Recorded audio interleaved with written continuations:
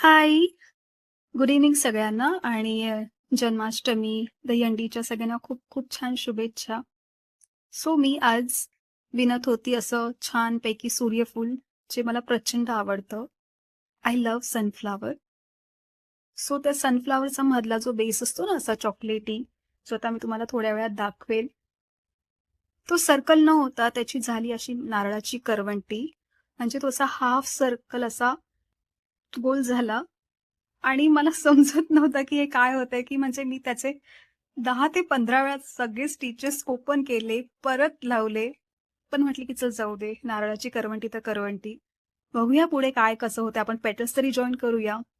So मी ह्या petals join केल्या. दिसत असतील तुम्हाला. हा सर्कल कमी आणि ती हाल्फ गोल जास्त झालेला आहे आणि ह्याचं बनवायचं होतं मला माझ्यासाठी बुकमार्क. सो मला या सनफ्लॉवरकडून एक शिकवण मिळाली. ती म्हणजे try, try again but don't cry.